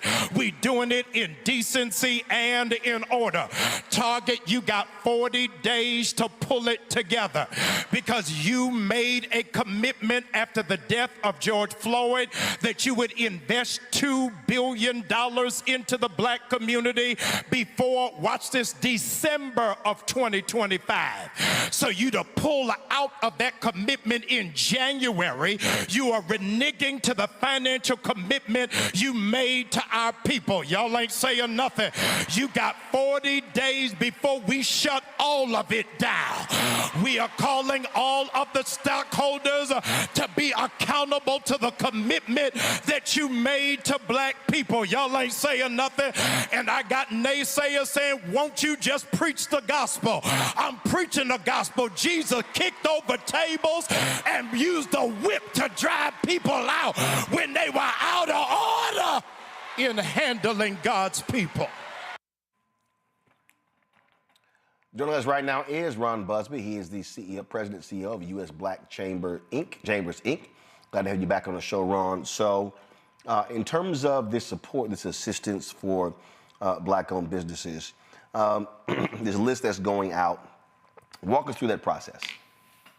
There's the first way to get involved, as Pastor Bryant just discussed, is to go to fasttarget.org. It will give you information there. What we are doing in partnership with Reverend Bryant and New Birth is to give you tools that you can utilize during the fast. We're not here to tell you what not to do as much as we are here to tell you where you can support black-owned businesses, where you can spend your dollars. This is an economic agenda versus one of disobedience and disruption. We do want to disrupt what's going on at Target, but at the same time, we want to make sure and ensure that black-owned businesses are getting their access to the dollars that currently are going into the coffers of Target. So what will happen, Go ahead. Once you sign up to Target Fast, you will then be sent a toolkit, and part of that toolkit will be buyblack.us, which is the directory of black-owned businesses across the country. If you are a consumer, you can now say, hey, I really enjoyed supporting Target because of the black brands that I was able to buy and purchase while I was in the store. You can still support those brands as well as business owners by either going directly to their website to find where those products else can be found, or going directly to that business owner and purchasing it directly. You can go to USBC to find out how you can support other black-owned businesses outside of those that were found in Target, because we want to make this a long-term economic strategy. This is not just about the 40-day fast, but really is about changing the environment for black businesses as well as black consumers. Have you or anyone else had any conversations with Target, its CEO, its board members, about their decision to pull back on their programs to add more black-owned products to their shelves, and also that $2 billion annual commitment to spend on black-owned businesses? We have not. Chambers, it is our role to really not to be antagonistic to any particular product and or business, but really to be more supportive, of black businesses. So we're going to make sure that the black businesses that are in Target, as well as black businesses that are not in Target, can be supported and be found by black consumers. I think now what we're seeing is that black people are seeing the power in their economic dollar. So as opposed to saying, hey, don't go to this store or go to that store, what we're seeing is every day there are new stores that are signing up saying, hey, we're going to remove our DE&I initiatives. And so as opposed to having lists that are good guys and bad guys, we're saying we know that black businesses are where the rubber hits the road. We know that they have been the economic agenda and the economic motor for this country. And so for us at the U.S. Black Chamber, we're making sure that we are giving people those tools to find those black businesses, to keep those dollars in our communities. Questions from the panel. Jesse, you first. So first of all, I like what you're doing. It sounds like it's a really good plan. I'm just curious, are there any other big box retailers that are scheduled for a similar boycott? Target is the first one. They're one of the largest retailers in the country. Target was put on notice because of the commitments that they made before the murder of George Floyd, the commitments that they have made since the murder of George Floyd, and really their retaliation of those commitments and their reneging of those commitments. I would say that in the future, if it is successful, and I anticipate this being successful, that you will see that there will be other companies that will either follow suit in saying, okay, guys, we got to change our DE&I practices to go back to be in line with what our original commitments were, or you will see other businesses fall in line and say, okay, we're going to now fast, or as many people are saying, boycott those retailers as well. Teresa? Thank you so much for leading the charge on this. As I am looking at the website, I just want to make sure I am right. It's targetfast.org? Yes. Correct? Yes. Okay.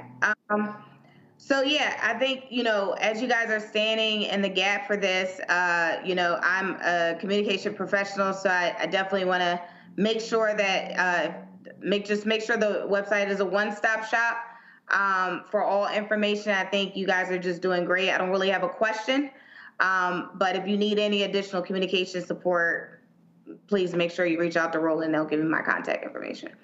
Well, make sure that you tell your listeners it is at BYBLACK.US, buyblack.us, that they buy black-owned businesses. If they are a black business, they can onboard their business there, that other consumers, conscientious consumers, can find them, not just in the short term, but in the long-term conditions as well.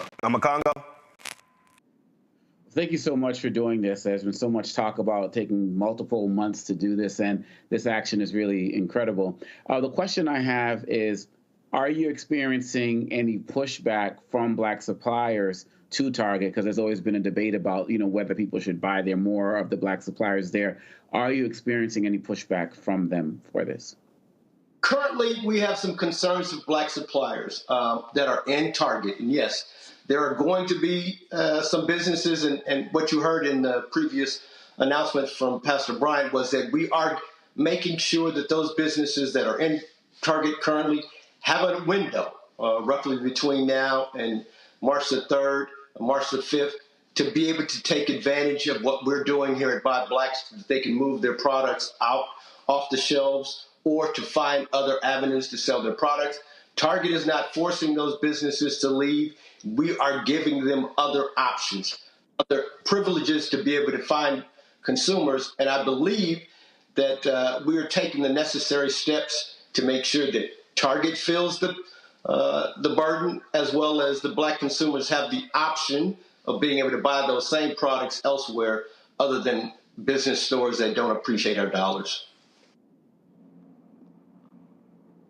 Right then, so Ron, share the information again where people can get more information. Go to fast.org, and if you're looking for black-owned businesses, go to BYBLACK.US. And for general information on what's going on, not just with Target, not just during the DEI attacks, but what's going on around the country in reference to black economics, go to blackchambers.org to keep up with what we are doing nationally each and every day. All right, so I'm on the, let me pull it up here. I'm actually on the map here. And so when it says Buy Black, and I go here and I see these cities pop up. So it says here, Oakland, Las Vegas, Tulsa, Louisville, Philadelphia, DC, Atlanta, New Orleans, Orlando, Miami. Explain that. I mean, I know, look out from Houston, you got Chicago, so explain this. Yeah, those are the biggest places that we currently have that have the large warehouses that we get products out to you. Pseudo distribution areas of large Black-owned businesses that we can make sure consumers and interested suppliers can find. All right, so 176 Black chambers that are all doing the same thing, that have access to Black-owned businesses, that have access to the Black Business Directory at Buy Black, that are also pushing the same initiative around the country. But those cities that you see there on the map are one of the first cities going across the country to make sure that this initiative is rolled out. Got it. So, all right, so here's a perfect example. I just typed in, so explain to me how this works. So I typed in toilet paper, Washington, D.C., and then these are the search results. So I see a restaurant, I see a beauty supply, I see... Yeah, if you go into the city, it will tell you, hey, here is the Black-owned businesses in Washington, D.C. That are currently in the Buy Black directory. And so you can hit on any one of those. It'll take you either directly to their website, or it can take you to information on those Black-owned businesses. All right, so does it mean you're looking to, so let's just take Atlanta. So are you looking to, if folks have businesses, how can they add their information to this? You go straight to buyblack.us. You can onboard your business free of charge. You can also get certified as a Black-owned business free of charge. There's a little bit of difference. We go through some more due diligence to ensure that you are who you say you are. That's for grants, that's for opportunities to do business with the state and or federal government. Those cities that you see there, we populate those cities with the businesses inside those. You can go by the city, you can go by category of business, or you can go by, if you're looking for toilet paper, for instance, you can go by that as well. All right, and the other site is targetfast.com? .org. .org? Okay. .org. All right, give me 1 second.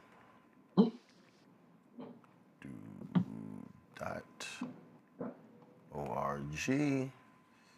Okay, all right, so this is the website here, has all the information on here, and also lists the 4 demands as well. Correct. And these are the 4 demands are honoring their $2 billion pledge to the Black business community, deposit $250 million amongst any of our 23 Black banks, completely restoring the franchise commitment to DEI, pipeline community centers at TNHBCUs to teach retail business at every level. Okay? All right. Ron, we appreciate it. Thank you, man, for having us. BYBLACK.US. All right. All right. Thanks a lot. Appreciate it. All right, folks, going to a break. We'll be right back. Roland Martin Unfiltered right here on the Black Star Network. Don't forget, support the work that we do. Join our Bring the Funk fan club. You can, of course, give us via Cash App. We have the Stripe app. The QR code is right there. You can also send your checking money order to P.O. Box 57196, Washington, D.C., 2003 7-0196. PayPal is R Martin Unfiltered. Venmo is RM Unfiltered. Zelle, Roland at RolandSMartin.com. Roland at RolandMartinUnfiltered.com. We'll be right back. Hello, I'm Isaac Hayes III, founder and CEO of Fanbase. And right now, we're accepting investors in our $17 million round to revolutionize the future of social media. Today, for just $399, you can own 60 shares of stock in Fanbase at $665 a share. Go to startengine.com/fanbase and invest today. While the big platforms have grown too massive and disconnected from their users, Fanbase is building a platform where creators and users truly come first. We've already raised $4.8 million from everyday investors who believe in this vision, and now you can join them. This is your chance to invest in a social media tech company with over 1 million users that is disrupting media by allowing anyone to reach all of their following and monetize their content from day one. The market is changing, big platforms are failing to serve their users, and Fanbase is stepping up to fill the gap. Don't wait until it's too late. Invest now. Invest for yourself and your future. Go to startengine.com/fanbase and own the future of social media.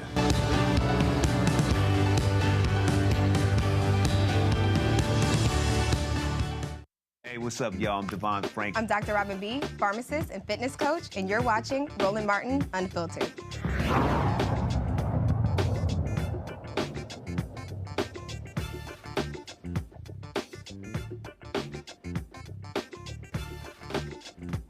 Case of the prosecutor who refused to prosecute the white men who killed Ahmaud Arbery. A Georgia judge has issued a directed verdict on one of those charges against Jackie Johnson. That's right. The judge ruled, senior judge John Turner ruled that the prosecution rested his case Monday afternoon on a motion by Johnson's lead defense attorney seeking a directed verdict on both charges against Johnson. The judge dismissed count 2, which involved obstruction of law enforcement in connection to the February 2020 shooting. Evidence will continue to be presented for count 1, which pertains to the violation of oath of office. Johnson's defense team is scheduled to begin calling witnesses and presenting evidence on Tuesday. So we're going to continue to cover this story here. Last night, Grammys were pretty weird, okay? First of all, big night for Beyonce. But check this out, y'all. Social media was talking like crazy because Babyface, who's won, I think last count, 13 Grammys, was being interviewed by these Associated Press reporters. Then this happened. Really at the forefront. Y'all have their apology? Can you talk about just this new trend that we're seeing in R&B where we're seeing more of a fusion? We're seeing people blend the genre with pop, blend the genre with hip-hop and rock as well. Yes, I think it's interesting. Chapel. You guys want to do that? Go do that. So sorry, baby. I'm so sorry. Hello. How's it going, Chapel? Hello. Okay. So Leslie Ambritz and Krista Faria, okay? That's what they just did there. Now, y'all, I've been on numerous red carpets. There's a way for you to handle that. And they got ripped on social media, and they dropped this apology. I want to thank you, but first I wanted to say that I'm really sorry about interrupting Babyface earlier. Chapel Roan had come up, and there was a lot of commotion, as there is on these carpets, but I'm a big Babyface fan, and as are we all, and so I just wanted to say that I really apologize. But thank you so much for having me, you guys. It's been great. Okay, I don't know who the hell she is, but if I'm Associated Press, I'm never having her dumb ass back. Y'all, I've done red carpets. It ain't new. And what happens is when you're interviewing somebody and you might see someone who you perceive to be is a bigger star. And yes, you don't want to miss the moment, but there's a way for you to do that. That wasn't it. That wasn't it. And you can have somebody go do another interview and they'll actually come back to interview you. But that also goes to show you what happens on these red carpets and how black talent gets disrespected on these red carpets. And again, I can't tell you how many times I have been on carpets, and yeah, I've been in the middle of an interview with somebody, and then someone who's coming by who is bigger. And I can tell you, there are times when I'm sitting here interviewing somebody, I might reach out and hold that person's hand. I might motion with them like to hold on or whatever, or they'll like motion like I'll come back. All those things happen, but I'm gonna go. That was trash. That was trash. It was straight up disrespectful, and I don't care how big Chappelle Roan, best new artist or something like that is. They ain't got 13 Grammys. You know what I'm saying? No. The fact of the matter, when you're interviewing somebody, you're supposed to be treating them like the most important person in the world. And the fact of the matter is, she came off more as a fangirl than an actual reporter. And I'm glad that it got dragged across the internet. People think that this is like, oh, people making a big deal of this. No, you're supposed to respect the architects. You're supposed to respect the legends. And love Babyface or not, you got to respect the accomplishments. And again, just the lack of professional standards to be able to do something like that. And you're clearly a team of three. Like, you can figure out a way to have the other person go around and so on and so forth, and to have it, you know, and of course it's Babyface, you know, dignity. He's like, all right, y'all want to do that? He could have blasted them right there on the spot, but we know he wasn't going to do that because he knew that we were going to take care of this for him. So the fact of the matter is, even that apology, like you said, AP should never have them back on again. There are better ways to do this, and they just completely botched it and disrespected a legend across multiple genres. Absolutely. Teresa? Yeah, I totally agree. It was not only disrespectful, but it was just tasteless as it relates to who Babyface is. And honestly, I don't believe that is the first time that has happened on the red carpet with African Americans. So it's, again, just telling about, you know, the nuance of reporters and journalists who really don't have a basis about, you know, what it means to really create a legacy in music and have for real talent. But I think hopefully this is another clip that we will serve as an example in journalism of what not to do, and ultimately just how to treat people with respect. If you're going to do your job, do it with integrity and also uphold justice and your abilities. And Jesse, let's be clear, Chappelle or whoever this child is, she ain't in Babyface's class or league. Right? We ain't even talking about, like, she may be new and hot, I ain't never heard of her, but she ain't even in the same league as Babyface. Yeah, and I think we know that, and I'm pretty sure that the Associated Press knows that. I don't know if the person who was doing the reporting knows that. She seemed like she might also be young and just not hip to all of the classics that Babyface has laid on us for the past 30 years. So I think one of the things that we're seeing from this video is not just the disrespect of talent, but also the disconnect people have from the art form. She probably doesn't even know what a Babyface cassette, Babyface CD, Babyface MP3, she's never had any of that. And so it would behoove her to get educated on Babyface and his classics that she claims that she knows, and to show the proper respect on the red carpet for somebody who is a legend in the community. But also, again, that's just not what you do. It happens. Yes, there's always confusion on red carpets, but the bottom line is you do the interview, and hey, you ask them. You may want to ask them 3 questions. You cut it to 1 question if you got somebody who's waiting, but that's really how that thing is done. But the big night, of course, was Beyonce and Kendrick Lamar. Kendrick Lamar came away with 5 Grammys, including Record of the Year and Song of the Year. Beyonce, of course, won Country Album of the Year, the first time she now joins 2 other artists. First of all, the first black woman to win a country award since the Pointer Sisters 40+ years ago. And then, of course, in terms of solo, that's my man Darius Rucker as well as Charlie Pride. And after she got screwed over by the CMAs with no nominations, well, she goes to the Grammys and gets Best Country Album. And the Grammy goes to Cowboy Carter, Beyonce.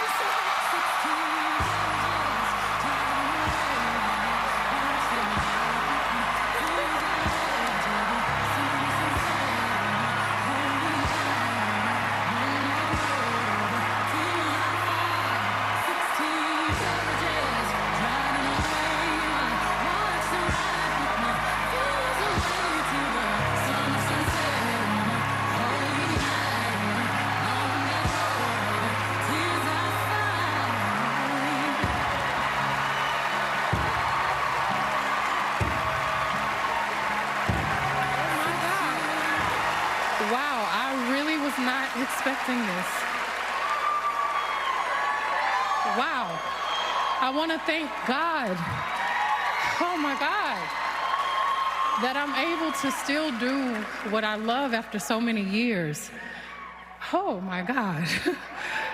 I'd like to thank all of the incredible country artists that accepted this album. We worked so hard on it. I think sometimes genre is a cold word to keep us in our place as artists. And I just want to encourage people to do what they're passionate about. And to stay persistent. Wow. I'd like to thank my beautiful family, all of the artists that were collaborators. Thank you. This wouldn't have been this album without you. I'd like to thank God again and my fans, and I still am in shock. So thank you so much for this honor.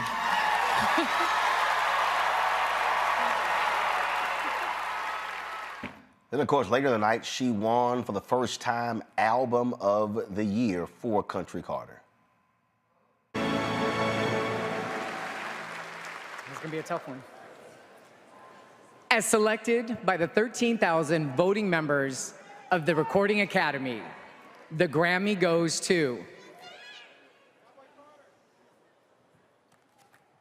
Cowboy Carter, Beyonce.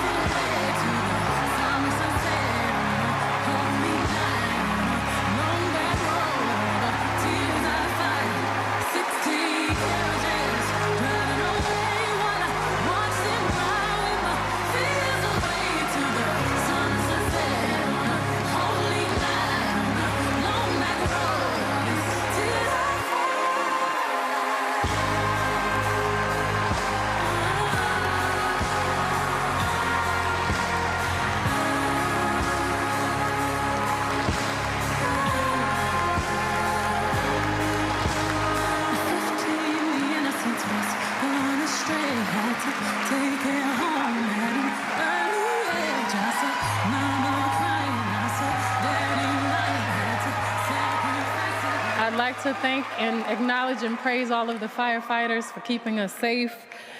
I just feel very full and very honored. It's been many, many years. And I just want to thank the Grammys, every songwriter, every collaborator, every producer, all of the hard work. I want to dedicate this to Ms. Martell, and I hope we just keep pushing forward, opening doors. God bless y'all. Thank you so much.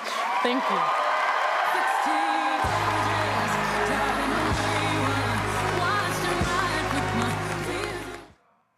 Now, y'all might remember last year when Jay-Z got the Dr. Dre award, he said this. Obviously, it's subjective because, you know, it's music and it's opinion-based. But, you know, some things, you know, I don't want to embarrass this young lady, but she has more Grammys than everyone and never won Album of the Year. So even by your own metrics, that doesn't work. Think about that. The most Grammys, never won Album of the Year. That doesn't work. You know, some of you gonna go home tonight and feel like you've been robbed. Some of you may get robbed. Some of you don't belong in the category. All right, no, that was it. No, when I get nervous, I tell the truth. Wow, it was a whole lot last night, and after, of course, coming off the stage, Beyonce, Kevin Frazier with Entertainment Tonight caught up with Beyonce after finally making history. You know how we waited for this moment. We waited for, I am so good, congratulations. This is a moment, I think, that you see people clapping in the media room. You saw the reaction out there. What does this mean to you? It's very surreal, and it's been 25 years of just working really hard and trying my best to keep growing and keep opening up doors. So I'm just very honored, very honored. Congratulations, and take this Happy as that well. my daughter got to see that. You know, it was great that she was there with you, and you took her up on stage. She's so grown though now. She is so great. Taller than me, I don't like it at all. I mean, So happy that she was here, and Rumi, who's on the album, my youngest daughter, she was watching. I forgot to thank her, so I get to thank her now. Thank you, Rumi. And can I also say you did so much for so many country artists like Rhiannon Giddens and other folks who you hear them talk about. I saw her cry on CBS talking about the opportunity, that banjo lick and how it changed everything. How important was that? Well, the banjo has a deep history, and I just feel honored to reintroduce some of that history that I think has been lost, and very, very honored that I got the response and the open heart, and people welcomed the album. The love I got from the country community tonight really made me feel so seen, and I'm very grateful. Well, They continue to open up the world for people that just love and respect the genre, no matter where they come from. Everybody should be invited. So now, of course, Teresa, it was a whole bunch of mad country folk last night. Oh Lord, they were just so upset. She's not a country artist, and you know me, I was hate tweeting some of them because you know I'm petty like that. I'm real petty like that. And then you got this fool here. You take John Rich, of course, big time MAGA, and you know he posts. Folks are asking me, how do music award shows work? Labels, publishers all have blocks of votes. They make deals with each other. You vote for mine, we'll vote for yours type thing. It has zero to do with who made the best music. Thus, Beyonce with Country Album of the Year. Nice, right? The same thing is true with the CMAs, ACMs, Billboard, etc. All work exactly. Somebody later said, I did not realize Beyonce sang country music. He goes, she does it. And this goes to show you how stupid they are. And John Rich is an idiot. And Clay Travis, who's a MAGA radio personality, same thing. And this is real clear. They can all go to hell. This is what I said on Congo. I tweeted last night. I said Ray Charles was not a country singer, but he did put out country music. Lionel Richie, not a country singer, but he put out country music. And his album, Tuskegee, went to #1 on the country chart. So they can all go to hell. Lil Nas X, you know, you could add that as well, Old Town Road, right? And so my favorite line from her speech, she said, genre is a code word to keep us in our place.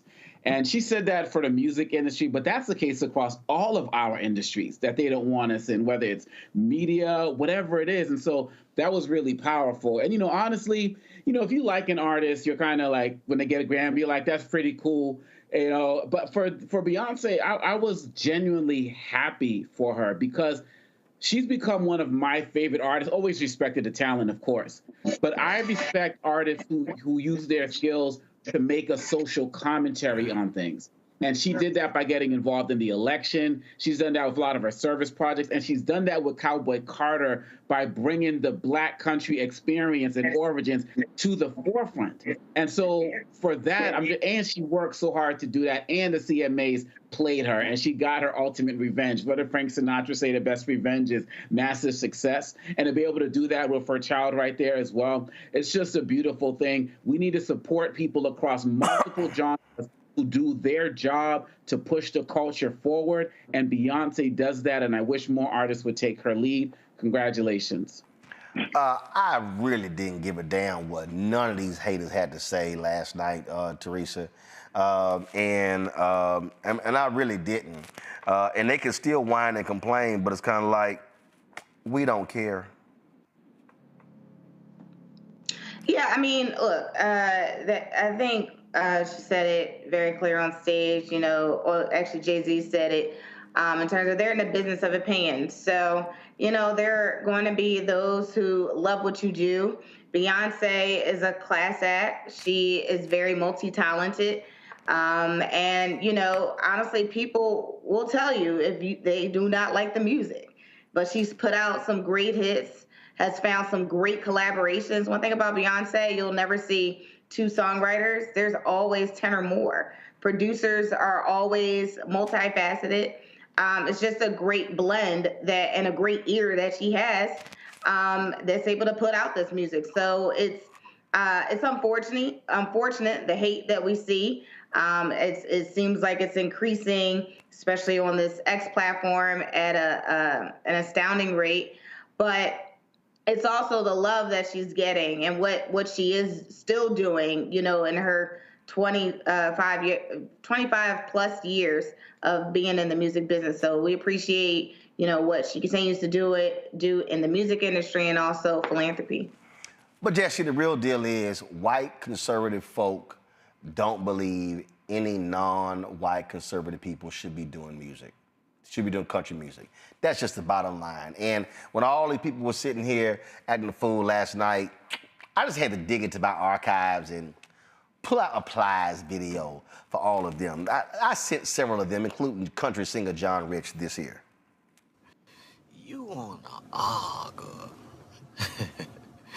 I can't argue with you. No, you mad. Look at you. You mad. You big mad. I'm happy. Leave me alone. I just want some money. A lot of money. I don't get paid to argue with you. No. Who is you? You ain't nobody.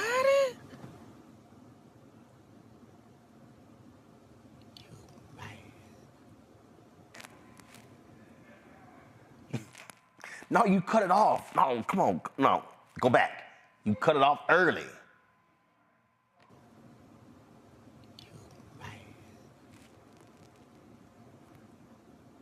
You mad.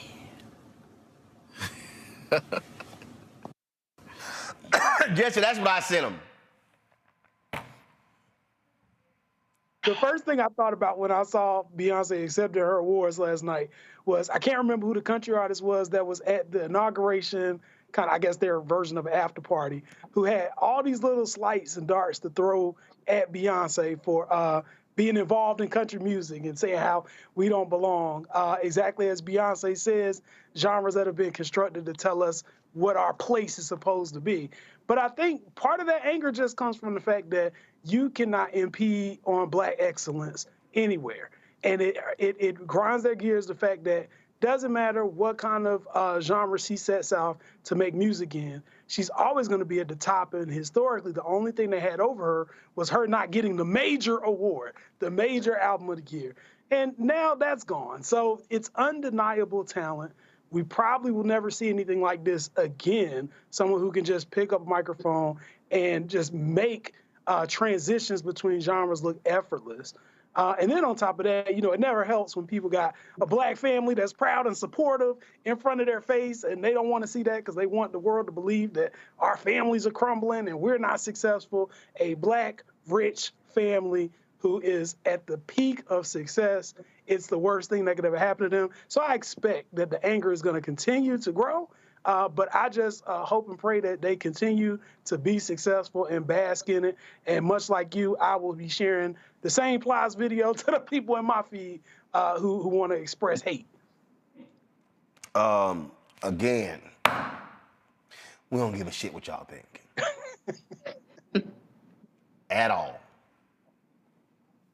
Ever. Never, ever, ever. Just ain't gonna happen. I don't really care what they think. I don't. So they can stuff. I tell you what though, if you were Drake, you did not have a good night. Oh, whoa.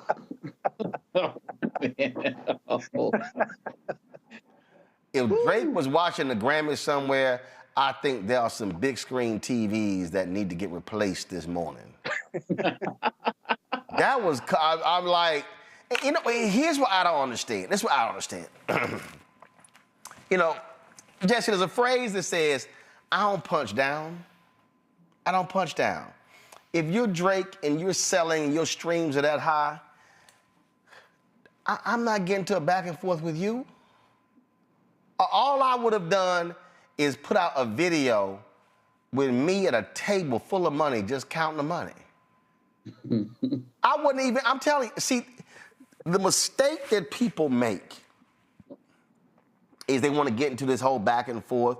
Look, when Ja Rule was on top and 50 Cent came at him, Ja Rule was hot and 50 was like, yo, I got to come at him, take him down. Ja Rule should have went, you a pimple on an elephant's ass. But Drake chose to engage, and now he look like a fool suing the record label and all that. My deal would have been like, and then I'd be like, excuse me, I'm sorry, who? I'm sorry, who? Nah, whatever. Whatever. That's really what his response should have been. But man, last night, Kendrick come out with 5 Grammys and a Super Bowl next week. Yeah, ain't gonna be 2 good weeks for Drake. Ain't gonna be 2 good weeks. Absolutely, absolutely. And what makes it funny is I was noticing the outfit they chose to wear, and I looked it up, and it's called a Canadian tuxedo. A Canadian tuxedo. Jean on top of jean. And the other part from last night that really stuck out to me was at the part of the Not Like Us song when he talks about striking the chord, and it's probably A minor. The entire audience of people who would have been Drake's colleagues were singing the song in unison. So yeah, not a good week for Drake, and not going to be a good couple weeks because Kendrick Lamar is only warming up for what is soon to be a great halftime show next weekend. I listen. Sometimes you just don't even. I'm telling you, when you at that level, hey, Omakongo, you just shake it off like, dude, I'm not entertaining you. You're not on my level. But what he chose to do was to engage, and it was like, man, it ain't gonna end well for you. And again, this is Jesse was talking about it. This is the Canadian tuxedo. Trust me, that was not happenstance, Omakongo. His troll game is tight. I mean, his concert series is coming this summer. He's doing his show in Toronto on Father's Day. So, there's going to be more smoke for Drake. I didn't know about the Canadian tux thing. Look, when a diss track wins a Grammy, that might be like the first time in history a diss track won a Grammy. You know you're done. No. You're lost. No. With Drake, No. It won Song of the Year, Record of the Year, Best Rap Record of the Year. Yeah, he walked away with 5 last night. Off a diss track. And so, look, Drake is the #2 selling artist rapper of all time behind Eminem. And he's surpassed like Michael Jackson in some type of other categories. So like you said, man, you could just go back and chill, enjoy your money, drop the lawsuit, like just try to salvage your career, man, because you're going to keep losing like over these next few months because the tour's coming. So I don't know what you got in store, but it's just not enough. It's just not enough. And that moment of the whole crowd singing Not Like Us, it's just, let it go, Drake. You lost. It's over. I mean, Teresa, he won Best Rap Song, Best Rap Performance, Best Music Video, Song of the Year, Record of the Year, off of one song. Not Like Us. Damn. One song. I mean, the title speaks for itself, so Not Like Us clearly means that you're in a category of your own. And let that be a lesson for anybody that's putting a diss track out. Make sure it's fly, because you might walk home with 5 or more Grammys. Listen, I got haters, and this is what I do. That's right. I'm not spending time on you. I ain't spending no time on you. Let them talk to themselves. And if people keep saying, but you gotta respond. No, I don't. I'm gonna go on about what I do, and you can do whatever you wanna do. But that ain't what he did. First of all, somebody goes, Roland has no clue what the F happened with Drake because he started it. Okay? You didn't hear what I said. Ignorant as DOC. You didn't hear what I said. I'm not about to sit here and engage. If somebody is not on my level, I'm not about to engage with you because you're not on my level. That's what I was saying. Like, you're not on my level. All right, gotta go. Jesse. Jesse and McConaughey, Teresa, I appreciate it. Y'all being on the show. Thank you so very much. Hey, folks, that's it for us. I'm going to see y'all guys tomorrow right here on Roland Martin Unfiltered on the Black Star Network. Don't forget, support the work that we do. Look, ain't nobody doing what we do every single day. The black news that we cover, talk about the issues that matter. That's what's most important. And so nobody in black-owned media is doing it. And you know, what you get on mainstream media is boring as hell. So we're going to keep bringing the funk, doing what we do. Your support is critically important, so please join our Bring the Funk fan club. The goal is to get 20,000 folks on average, giving $50 each a year. That's $4.19 a month, 13 cents a day. Of course, you can support us via Cash App. The Stripe platform is how you can give to us via Cash App. The QR code is right there. You can also, of course, send your check and money order to P.O. Box 57196, Washington, D.C., 2003 7-0196. PayPal R Martin Unfiltered. Venmo is RM Unfiltered. Zelle Roland at RolandSMartin.com. Roland at RolandMartinUnfiltered.com. Download the Black Star Network app, Apple phone, Android phone, Apple TV, Android TV, Roku, Amazon Fire TV, Xbox One, Samsung Smart TV. Be sure to get, of course, a copy of my book, White Fear, How the Browning of America is Making White Folks Lose Their Minds, available at bookstores nationwide. You can get the audio version on Audible, which I read. You can also, of course, get our merchandise, our Roland Martin Unfiltered Black Star Network merchandise. By going get that hashtag. We tried to tell you, FAFO 2025. Also, don't blame me. I voted for the black woman. Get all that merchandise. QR code is right there. Go to rolandmartin.creator-spring.com. rolandmartin.creator-spring.com. And don't forget, download the app Fanbase.